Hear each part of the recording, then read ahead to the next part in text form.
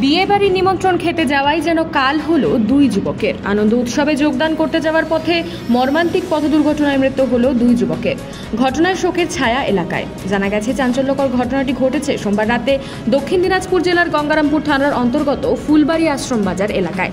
সূত্রের খবর, বাইকে করে তিনজন যুবক তপন থানার অন্তর্গত ধুন্দিপাড়া থেকে গঙ্গারামপুর থানার অন্তর্গত প্রাণসাগরে এক আত্মীয়ের বিয়ের উদ্দেশ্যে যাচ্ছিল।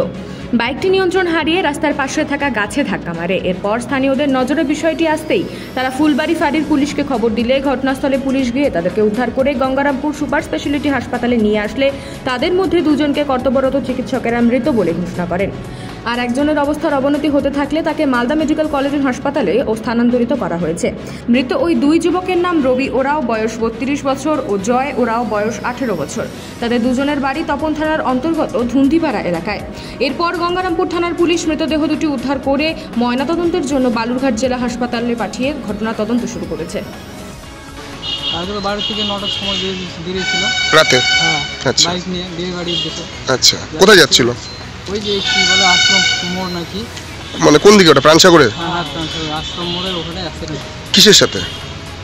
আমরা তো শুনলাম গাছের সাথে। কয়জন ছিল বাইকে? 3 জন। আর একজনের অবস্থা?